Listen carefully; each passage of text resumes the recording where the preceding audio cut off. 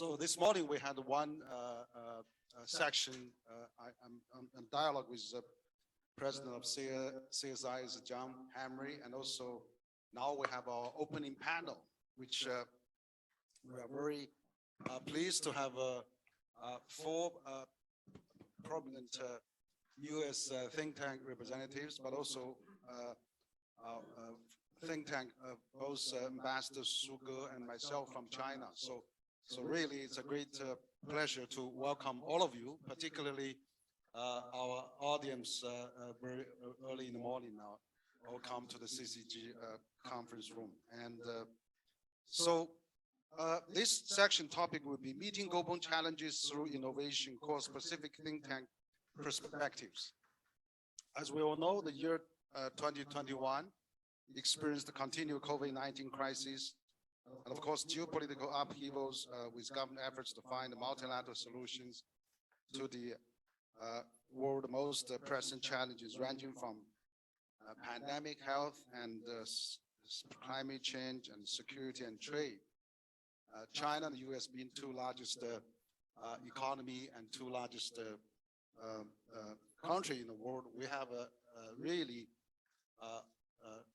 responsibility and obligations to really talk to each other and find a way to work this way out. So really, I'm very pleased to be the moderator of our section this morning. And actually, I would like to introduce our panelists this morning. We have David Dollar. He's the senior fellow from Brookings Institution, a well-known China experts. We have Scott Kennedy, also another China hand from CSIS, speaks perfect Mandarin. And we have Dr. Mary Lovely from Peterson Institute, also a China watcher and policy expert. And of course, we have another old friend of mine, Edward Alden. Actually, I should have mentioned you first. You know, we know each other for many years, and thank you for hosting me in DC quite a few times. I'm glad, you know, our friends from afar all stay late actually tonight. And also, last but not least, I have Ambassador Thru. He's the former president of China Institute of International Relations of Ministry of Foreign Affairs, and also a former ambassador from China. So really, we have among our audience many distinguished guests, including Mr. Gao Anmin. He's the Vice President of China International Communication Group. He's also with us as well. And of course, many other think tanks, embassies, companies, and all the Chinese colleagues here. So I'd like to start first, perhaps, on the topic of generally, we hope that each of you maybe give us 3-minute opening of the general situation. For example, we see there's quite a few things going on between China and U.S. We had recently President Xi and President Biden summit, virtual summit. We had also COP26 concluded with also U.S.-China joint statement. We have also the recent infrastructure attention of the world now, and that EU announced the 350 billion infrastructure EU gateway project, and we have the B3W. We have also that the BRI, for many years that we have. So now we also have a conference of democracy going on that going to be happening in the U.S. and China has a similar one as well. So there's many issues, but what I would like to start with is that perhaps each panelist can give 2 or 3 minutes of opening on how we can really work together. I mean, we have a responsibility. We have obligations, being the two largest economies, and also through the think tank dialogue that we can really work together. So perhaps I'll start with Edward Alden. That you've been the experts on migration, talent, foreign relations, and you know that American attract so much talent. And so what's your take about U.S.-China relations, and of course how we can cooperate together? So I start with Ed. Good. Thank you. Thank you very much, Henry. It's a real pleasure to be here with you and the friends on the panel and to all of you participating in the forum. I'll just comment on two issues since we want to keep this opening segment short. One is U.S.-China trade, and the other is the COVID travel restrictions. I think on trade, we've all been waiting for the Biden administration to spell out its approach to trade with China. There was a lot of anticipation around Ambassador Catherine Tai's speech at CSIS in October, but then afterwards it seemed he had not clarified all that much. I think that we may be missing the forest for the trees here. What we are seeing, I would argue, is quite a new U.S. approach to trade with China. Presidents from Clinton all the way through to Obama were hoping to use trade as a carrot to encourage economic and perhaps political reform in China. The hope was that China would see enough in the way of benefits from the global trading system that it would want to protect that system and be an active steward of the trading rules. Under the Trump administration, of course, that positive agenda was largely abandoned. But then there was still the hope that through bilateral U.S. pressure, such as tariffs, that China could be impelled to address U.S. concerns over issues like the trade imbalance and structural issues like industrial subsidies. The results of that effort, including the Phase 1 deal, I think could be characterized as modest at best. I would argue they've been quite harmful to both countries. So when we look at President Biden now, he has left the tariffs in place, and there's a lot of continuity from President Trump. But I think he has actually shifted course quite significantly in that his administration no longer has any illusions that U.S.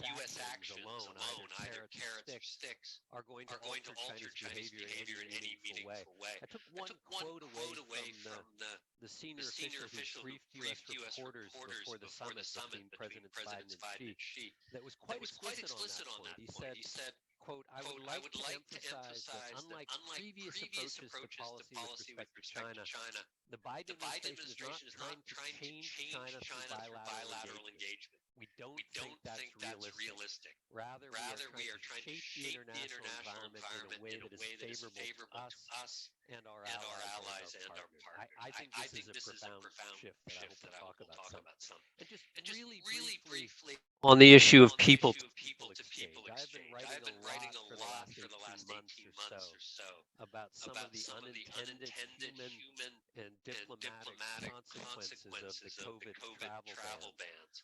Most of the world is beginning to remove these restrictions, though some have come back into place with the new Omicron variant. But it's not at all clear to me what China's exit strategy is going to be from its quite severe travel restrictions. Obviously, the U.S. approach to COVID has not been a model on any measure. But I also think China's zero COVID approach has some significant costs. It's been an enormous drop in face-to-face interactions between China and the rest of the world. The Wall Street Journal reported this morning that air travel in and out of China was just 1 million people through the first 8 months of 2021, down from 50 million.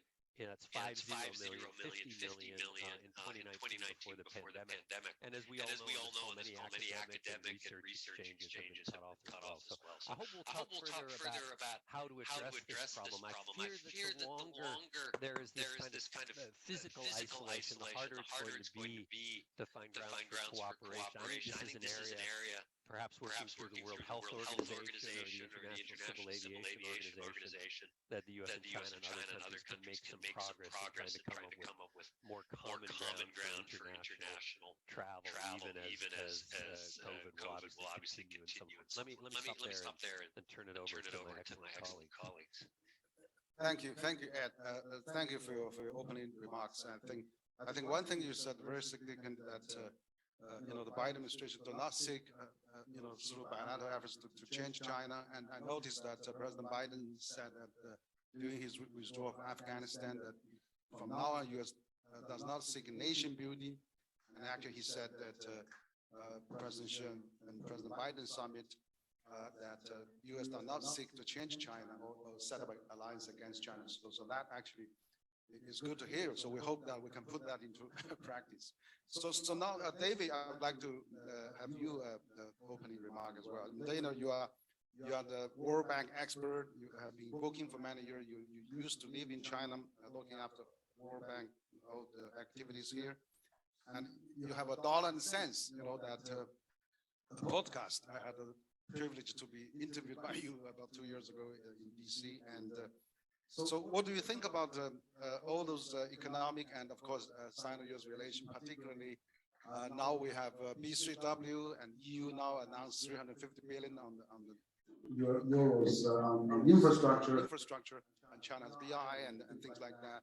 And we have a World Bank, we have ADB, we have New Development Bank. How we can work together infrastructurally or find some common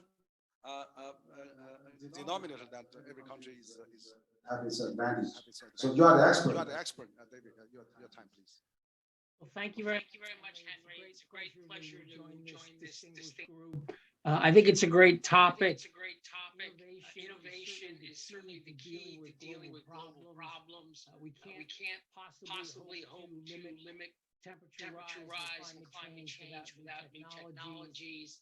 The pandemic is another great example where the only solution really is new technologies, new vaccines, treatments, etc. So we obviously need a steady stream of innovation to deal with global issues. There are a lot of factors that go into innovation, and I don't want to oversimplify, but I am one of the last people who really believes in free trade and openness. And I do think openness is a fundamental foundation of innovation, and that includes international investment and trade, but also the flow of information and data, students, researchers, etc. I think all of that creates a great ecosystem for innovation, and we have lots of examples of that. And the main point I want to make, Henry, is I really think the United States and China are both going in the wrong direction. They're going in the wrong direction in interesting different ways. So if you look at China's restrictions, to me the most glaring one is the data security law and limits on cross-border data flow. So this is going to severely limit the transfer of data and that's going to feed into all kinds of different research potential. But Edward just made the good point. About China has very severe restrictions on travel during this phase of the pandemic, and some of that's understandable, but that's really cutting down on the ability of researchers to meet together and other types of flows. So I think you can point to some specific parts of China's policy that have become more restrictive. But of course, we can say exactly the same thing about the U.S. The U.S. is very deliberately limiting investment and trade in certain high-tech products, particularly between China and the United States. Frankly, I see the U.S. trade policy is quite confused.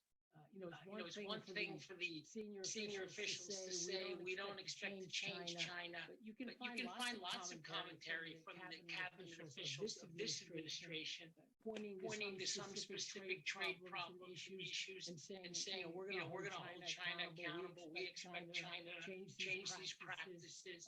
So frankly, I think a lot of the U.S. administration statements are inconsistent, and there's a confused trade policy on the part of the United States, or more broader than trade, openness policy toward China. And unfortunately, I don't see any of this changing in the next year. We've got politics on both sides of the Pacific. You've got the Party Congress in about a year. We've got midterm elections in about a year. very hard to see that domestic politics would allow any kind of compromise. So I'm not really optimistic about government to government policy changing in the next year, and that does make this kind of non-governmental interaction even more important. And doing it by internet platform is better than not doing it at all. But I think we all miss the ability to travel and interact in person. Hopefully a year from now we'll be in a better place. I wish I could be more optimistic, Henry. I've always been an optimist, but it's too hard to remain an optimist in the current environment. Thank you. Okay, understand.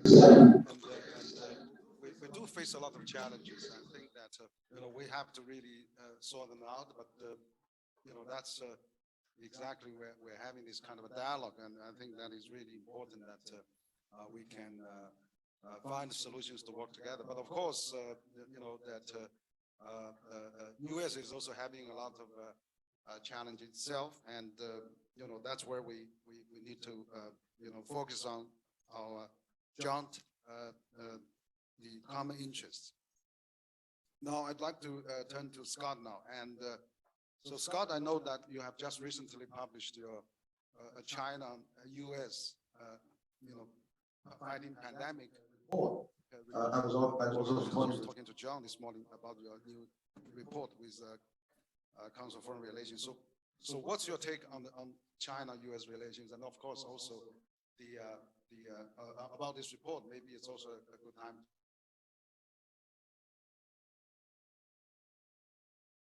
Recording in progress. I know. Henry, thank you so much for hosting us. It's good to see you. It's good to see Ambassador Su. I look forward to the conversation.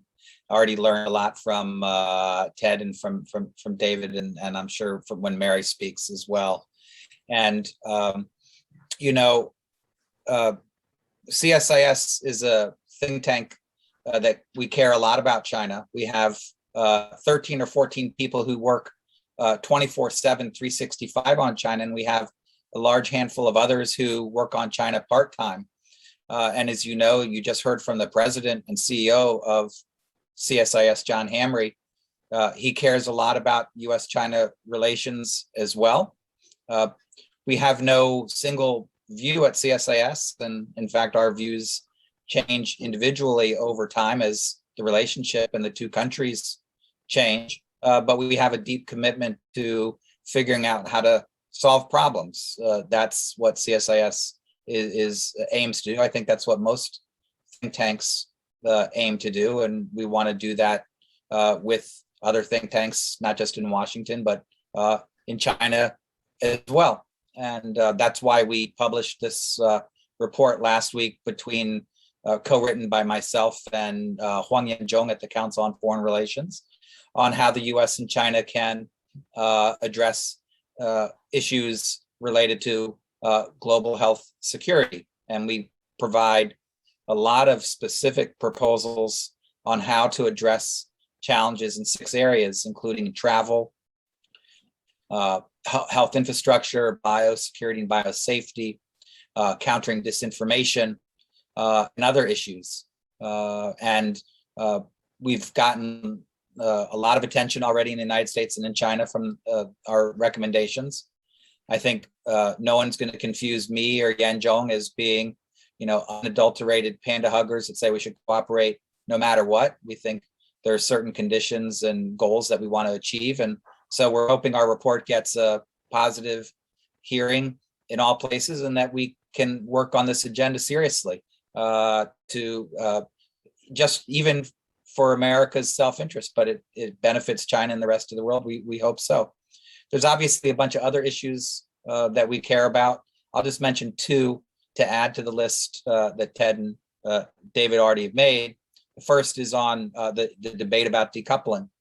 No one in Washington, in the government, or in China in their government are public advocates of decoupling. In fact, they are quite explicit critics and say they don't want to. But both sides are taking a variety of steps to attenuate and restrict the relationship. for political reasons, economic, national security, domestic security. Both sides have taken a lot of these steps, travel being the least of them. And there's a great possibility that they'll continue to go on. And I think that they will, perhaps because we used to tell ourselves 3 stories about why the relationship was important to us. This gets to what David was just mentioning, saying he's one of the lone advocates of free trade. We used to tell ourselves in America that what was good for China was good for us. And China's success was our success, win-win. And not a lot of people believe that in the United States. And certainly in China, there's not unanimity that what's good for the United States is good for China. There's also a view that you might be able to have a strong relationship if you believe that in the competition, you can outcompete the other, even when you're highly interconnected, that you can use the other side's dependency to your advantage more than they can use theirs to you. And I think there's some skepticism in both Washington and Beijing that they can use those to their advantage, hence the growing restrictions. I think lastly, sometimes we've told ourselves that our survival, our planet's survival depends on cooperating. And I think there's increasing recognition that that's true, but it's not firmly believed. And when push comes to shove, we often make other choices. So whether it's about win-win or about competition or about survival, there's not unanimity about why we need to protect the relationship. And so that's why I'm worried that each side's individual small steps could continue to add up to larger steps. So think tanks need to do research on how to avoid this slippery slope that we are currently sliding down to not end up in a much more fragmented world. Secondly, I'm sorry to drone on, I think although I'm an expert on economic issues, I do think that there is now this ongoing debate about political systems, and not just what we should call political systems, but how effective they are. So with the Summit for Democracy that's happening Thursday and Friday in the United States, China's released this white paper, which asserts, and I'll quote, whether a country is democratic should be judged and determined by its own people, not a minority of self-righteous outsiders. I'm an outsider, but I don't consider myself self-righteous. But I do think we ought to have a conversation, not just about what types of political systems we think we live in, but about how effective they are. And so whether it's research about those political systems, perhaps a survey where we ask people in the US and China, what kind of political system do you think you live in? What's its strengths and weaknesses? We should also talk to people about how effective they think those political systems are. And I'm more than happy to do that in collaboration with your center and others in China to look at that kind of issue, because it's obviously something that's receiving a lot of attention by our leaders in both countries. So sorry I droned on, and I'll stop there.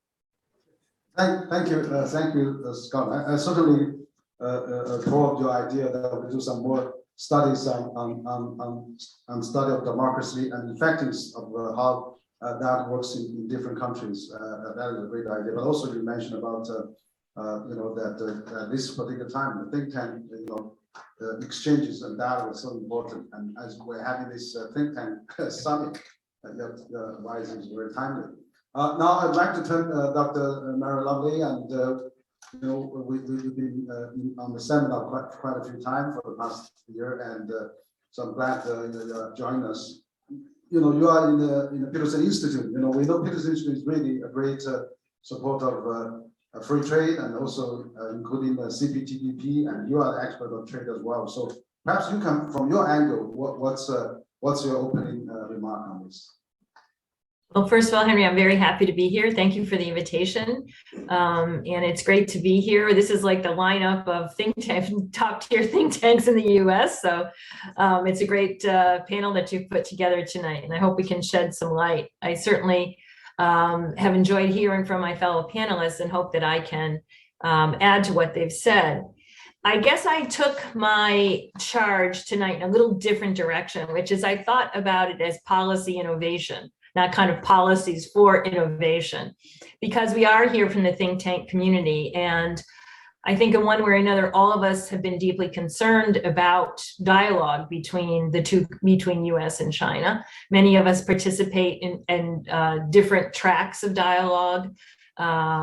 Peterson, for instance, has a longstanding dialogue through the CF40. I work with CSIS on a different dialogue track. So, many of us are out there swinging every day, trying to keep the dialogue going. And I think that's a fundamental contribution that think tanks are making during this period. But we need to be policy innovators. And I think the reason why innovation is needed more than ever is because we're stuck in a bad dynamic. And I think my fellow panelists made that pretty clear. Ted Rightoff cited the reporter who said that, said the US is trying to shape the rules in its own favor. I think that pretty much describes both sides. We see that both sides committed to shaping the rules in their own favor. And when the US was what my political science friends would call hegemonic, we tried to shape the rules in ways that actually reduce the impact of power for a variety of reasons that the US valued, which we won't go into tonight. But we have a fundamental change, I think, afoot right now. We're stuck in a bad dynamic. The major economies of the world have started to act in ways that reduce integration, whether by erecting market barriers, offering domestic subsidies, or favoring their own producers through things like buy domestic, et cetera. I think these policies are globally harmful because they reduce competition, so they slow growth. They erode our ability to solve common problems, of which we could list many very quickly, I think. And they just reinforce zero-sum thinking and promote conflict. And I guess in my own government, and listening to Catherine Tai at her speech at CSIS, which was a major speech, I was most dismayed to hear what I thought I heard her say, which is that we used to think there were gains from trade, but now we know better. The world has changed. And I think that that is fundamentally wrong. But obviously, that puts me in the minority. We could talk about what's driving countries away from globalization or from the belief that integration is gainful. That's a long conversation. I'll just very briefly highlight two things. One is, of course, the need for redistribution at home, both President Xi's move for common prosperity, President Biden's move for Build Back Better. There are many people who are resentful and feel they've been left out of the enormous wealth that's been created over the last 30 years through globalization, 40 years. But I think even more fundamentally is an insecurity about the future due to rapid technological and social change. If we look at the past as prologue in some sense, there are enormous economies of scale out there to be gained, AI, Internet of Things, the whole broad panoply of technological changes, and we want the rents, not the other guy. And I think this is leading to insecurity, and we need to face up to these insecurities and ask how we can create a world where we don't basically reduce those rents by attempting to make sure that they go to one side or the other. Very quickly, how can think tanks play a useful role in policy innovation? I think that think tanks should be free to offer solutions that don't necessarily reinforce vested interests. And that means we should be free to develop new ideas, even if those ideas imply redistribution of wealth and power. Such freedom is very difficult to achieve and sustain, as most of us know, but it's what we must try to do. And I think think tank to think tank, we need to hold each other accountable to transparency, fact-based analysis, and a few other things which I'll list briefly as objectives that I try to hold for myself. One is to keep world welfare in clear view for policymakers. I think this is a time when it's very easy to fall back on saying what's in American interest, what's in Chinese interests, and forget about the rest of the world. And in fact, you can be very popular doing that. And I think that we have to step back and say, hey, wait a minute, there's a bigger world out there, and we need to think about what are the gains from openness and other types of policies for them. Secondly, I think we need to offer realistic assessments of the distributional consequences of policy changes, something we may have not thought about a lot. It's not true, as we're often accused as economists, of never thinking about it, but we do need to think about it, but also think about the costs of policies. When we look at, for example, the steel workers, people might say, well, the steel workers have really borne the brunt, but now we know it's going to be enormously costly to households all over the country to save a few jobs in steel. And I think it's the economist's role to point that out. I think we need to speak in ways that people understand. World welfare, which I mentioned earlier, is a term that means almost nothing to most people. So I think we have to constantly challenge ourselves to talk to people who don't speak our own language. Fourth, I think we need to offer a long view, maybe because I'm a parent, most of us are, we need to consider the next generation. And here people always think climate, climate, climate, but that's not the only thing. We also need a dynamic economy that grows jobs that people want their children to hold. And that can get lost when we're thinking about, in the US, particularly the China shock or people not moving or what's going on with labor force participation and then 55 to 65. We need to think about where we're going to be 10, 20, 30 years economically. And I think that that's important for economists to do. And lastly, I think that as economists, we need to work to bring forth economic trade-offs and implications of decisions taken for the environment, for national security, and even in human rights. These are areas which we may feel a little bit outside of our comfort zone. And it is true that some things have infinite value. I would certainly like to, live past tonight. And I would like you to spare no expense to make that happen. But, in cost benefit analysis may not apply to that for me, but these kinds of things are rare. There are always alternatives to policies or courses of action. And I think that economists need to be there offering perspectives on the trade-offs that we face in those various realms, even if it is outside our comfort zone. Okay, I'll leave it there. Okay, thank you. Thank you, Mary, and for your comments. And I certainly, concur your idea that think tank actually should play more role and innovation policies and the policy innovation. That's where think tank probably should do best, and particularly during those difficult times of the world situation. Now, I'd like to introduce last but not least, my friend and my colleague, CCG advisor, Ambassador Thru, and he was the president of one of the most also influential think tanks in China, China Institute for International Relations and Minister of Foreign Affairs. But he was the chairman of Asia Pacific Economic Cooperation Council for quite some time. So Ambassador Thru, you were the Minister Counsel at the Chinese Embassy in the U.S. You know U.S. China quite well, and after our top think tank colleagues from U.S. We give the courtesy of our friends afar, and now I want to invite you to make your speech as well. So Ambassador Thru, please. Thank you very much, Huiyao. And it's really good to actually see all the through a screen, but it's better than nothing. Thank you. To see our old friends from on the other side of the Pacific. So I feel great honor to attend the 6th annual forum of Global China. It's of great significance of today's forum and panel to discuss to view the changing international circumstances and explore how to proceed to promote a stable and sound China-US relationship in the days to come. So let me share with you 4 ideas or 4 thoughts. The first one is general for US-China, the 2 biggest countries in the world, members of the United Nations Security Council, the largest developing country, no matter from which way you look at it.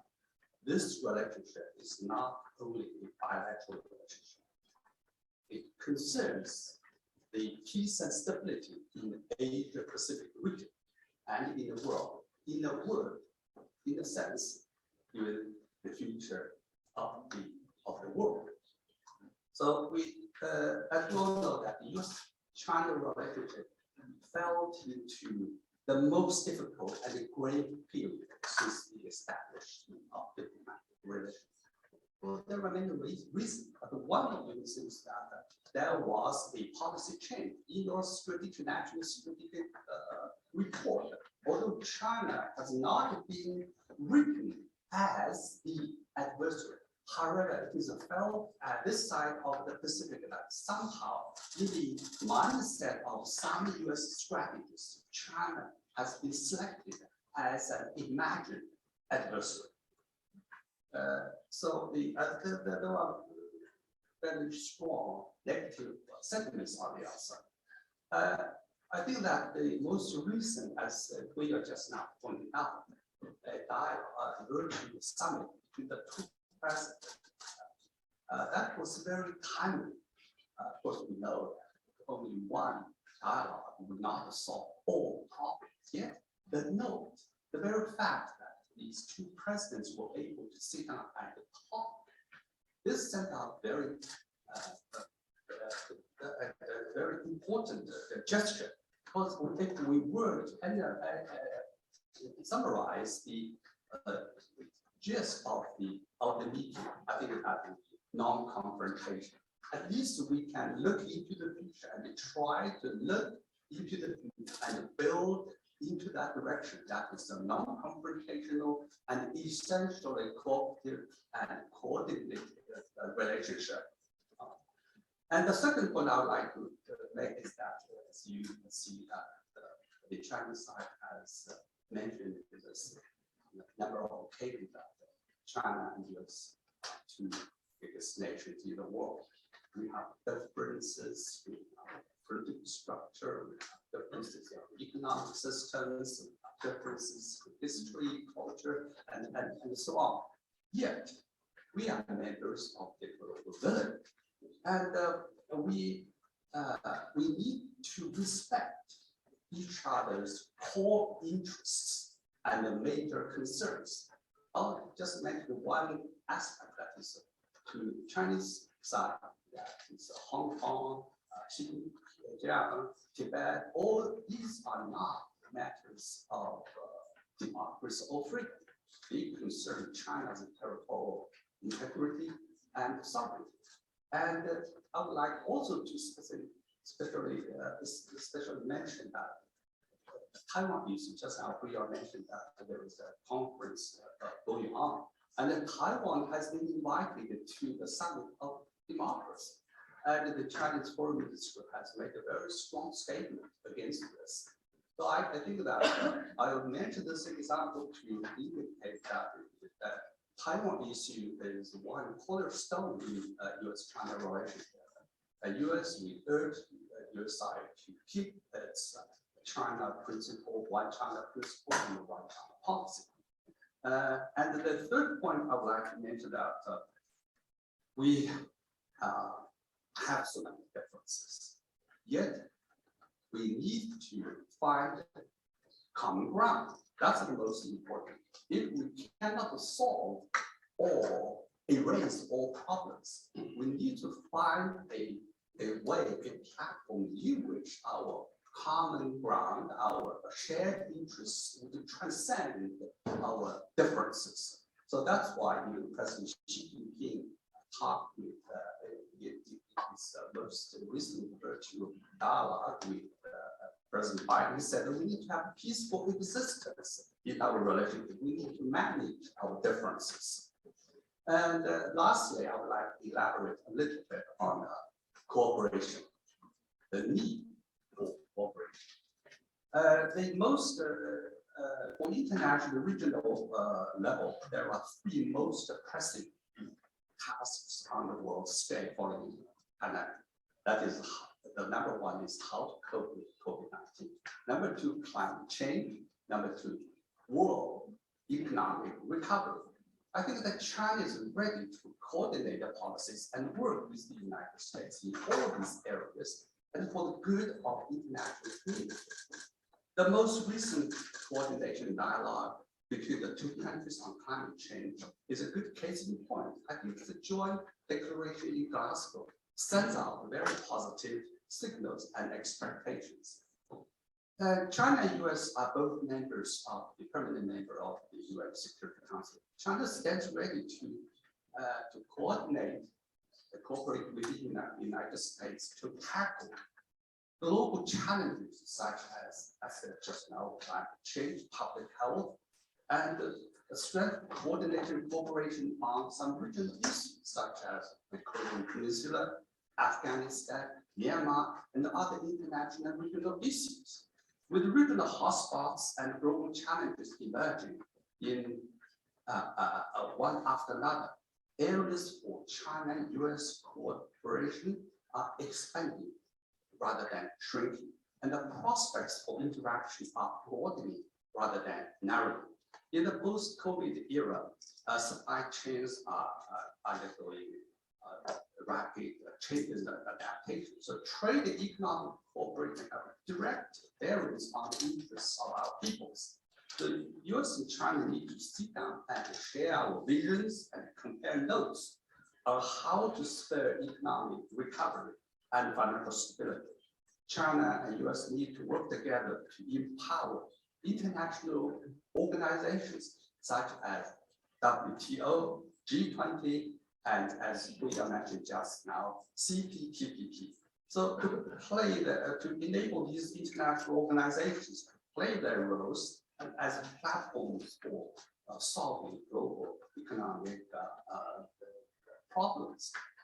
And I would like also to echo with Huiyao that if we look around, there are other areas in which China and US and China can cooperate. For instance, if we build back better versus the Chinese China program initiated by China as a Belt and Road, to improve infrastructure, competition, or to yield to coordination and cooperation. To summarize, I think as President Xi said, cooperation is the only correct choice for China and US. So no conflict and no confrontation should be the bottom line. Mutual respect, the basis, and win-win cooperation, the ultimate goal for the bilateral relations. Let's hope for the best. Thank you. Okay, thank you, Ambassador Thru, and for your quite comprehensive discussion. You raised the 4 points, and yeah, that's why I think I would like to get into, maybe we'll have less than 20 minutes left, but we'd like to cover our second round. And so I think we talked about a variety of ideas from think tank, how we can collaborate. I think this year is the 20 years of China joined WTO, 50 years of restore of China legal seat at the UN, 40 years China joined APEC, 50 years of Nixon's visit with China and things like that. So it's a landmark year, and of course we have a pandemic year. And how we, because even 76 years ago when UN was founded, there's only 2.5 billion people. Now we have 7.8 billion people. The landscape has changed. So the Bretton Woods system, has kind of cannot cope with the contemporary reality. So how can we really cope with it? Global governance falling behind global practice. For example, I think I'd like to see more contribution from US and China, like President Xi has actually altogether pledged the $4 billion for developing countries fighting pandemic. And President Biden pledged $2 billion at the G7. And China now has pledged the $2 billion, also supported $2 billion vaccine to developing countries, plus another $1 billion on the African China summit recently. So totally $3 billion vaccine to be distributed. And US has applied, has donated $1 billion. So I was having a conversation with Jim O'Neill, the creator of the BRICS concept. He was saying, China's position in the world was not properly reflected, in the global governance, even in the G20 and many international organizations. So how can we really make China and US work together, and how the world can really accept China into this active role in terms of international. So Ambassador mentioned the B3W, BRI, and climate change and pandemic fighting. and all those things. So maybe we could, think tank proposals, how we can work together, US and China, and also reflect China's contribution. I think US and China are holding a similar view on the vaccine wavering the patent for developing countries. And that's great. And we can reach down maybe at the WTO or somehow, or other things we can work together. So let's have a round of concrete ideas. If you can, maybe we could start with Ted again and for your suggestions. Thanks very much, Henry, and I'll keep this quick. I mean, one of the challenges on this panel is you're dealing with four of us who specialize in economics in one way or another, and the basic notion of economics is the benefits of mutual cooperation. Mary laid that out extremely well, and so I think what we are talking about is there the possibility for sustaining deeper forms of cooperation between the United States and China that pay mutual benefit in terms of our prosperity and are also helpful to the world? I think, the vision that Ambassador Su laid out is more of a classic great powers vision, right? That we learn, peaceful existence, we respect each other's sovereignty, we cooperate occasionally on global problems. And certainly it's possible, I think, for the US and China to have that sort of relationship. Conflict is not in anyone's interest, but I think, the question for us here is a deeper level of cooperation possible? One thing I think that's necessary for that is I think the relationship is going to need to get out of crisis mode. I mean, we have seen, and we can put blame on both sides, whether, Trump's trade wars or the Chinese actions in Hong Kong or other places. There have been a series of crises that have really made it hard for think tanks to do the sort of thing we normally do, which is to try to come up with long-term sensible plans for improving the world in the areas in which we specialize in. It seems to me that conversation has gotten crowded out of the China-US relationship more and more because we're just lurching from one crisis to the next. So that concerns me.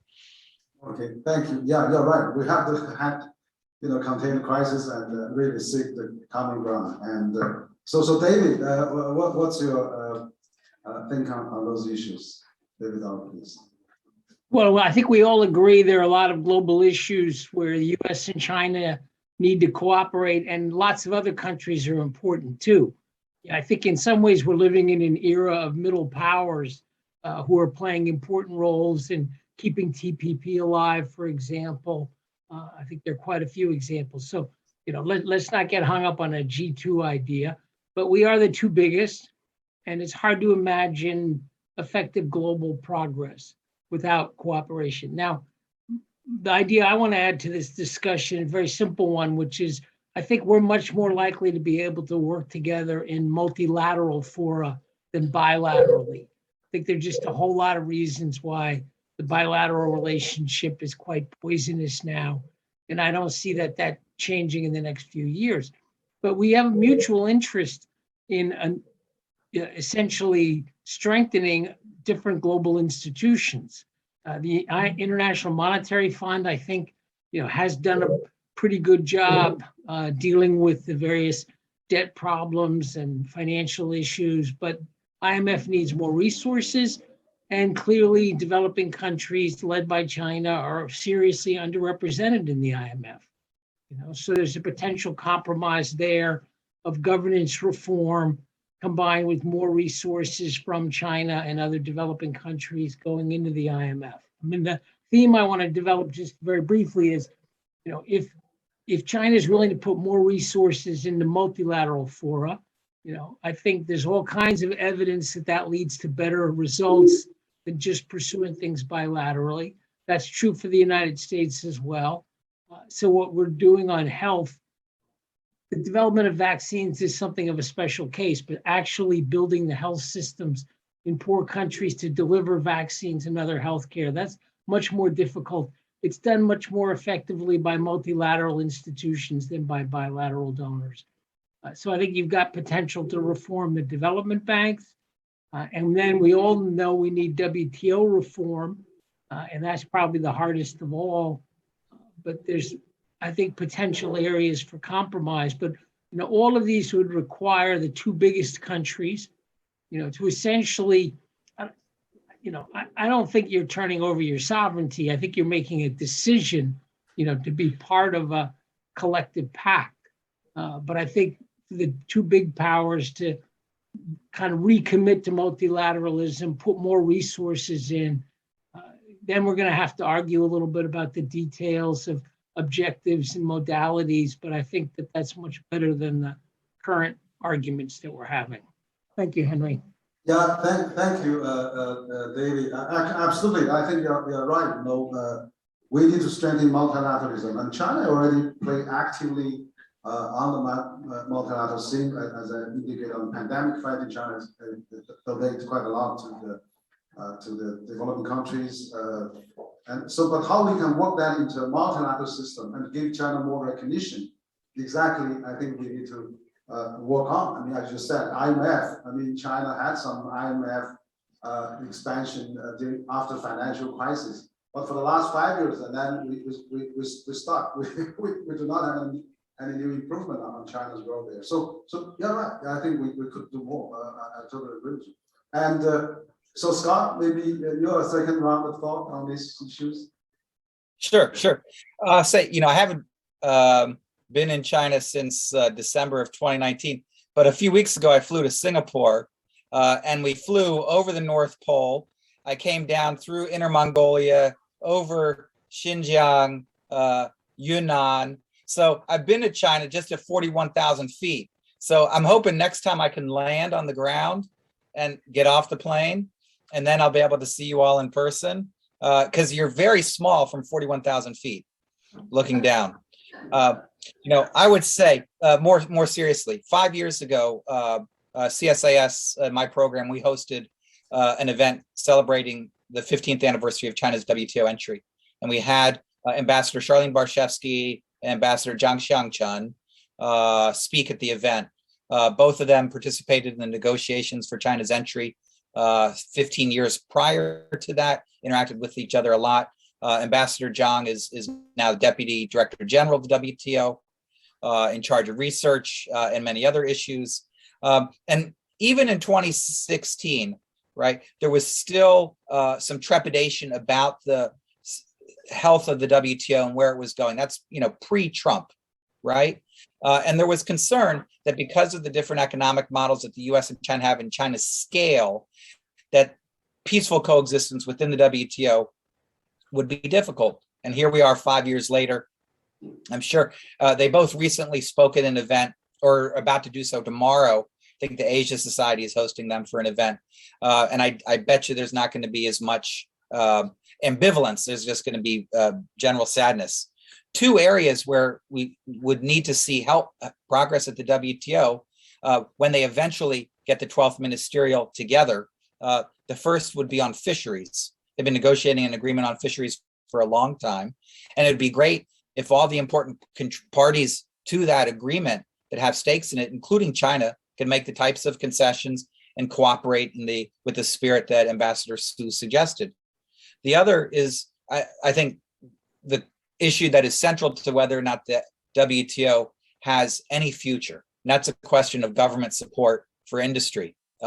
Sometimes subsidies, but sometimes other types of state support. And since that really is only barely covered in the agreement on subsidies and at the WTO, the US and others, market economies, has been looking to strengthen that agreement and its disciplines regarding transparency, regarding potential caps on subsidies, and ways to penalize and seek relief from subsidies sooner. Because right now you have to prove harm, and it's usually several years after harm has been inflicted that one can get relief, and that's far too late. So obviously this question about the role of the state is at the center of the disagreement between China and many other countries, whether it's bilaterally or multilaterally. And unless we solve it, we are going to have a difficult time keeping this global economy together to get the kind of gains that Ted, David, and Mary have talked about that we could achieve. Just think about electric cars and the potential for China to start exporting millions of electric cars to the rest of the world. That'll generate a lot of intense reaction from others. And you think about robotics and many other products. So I think we have the chance for great gains, but we also have the chance to achieve far, far less if we don't put some more disciplines around some of these things.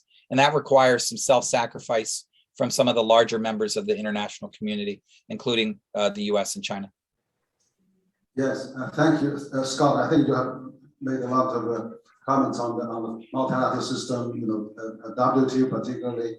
I think we really on WTO, we need to work on the low-hanging fruit. I mean, one of the achievements actually, China initially, I was at the WTO 2019 public forum that, the WTO launched anti-plastic emission to the ocean initiative. Now more than 40, 50 countries actually signed up to that. So hopefully, we can make some incremental progress so that to really keep the attractiveness of the WTO.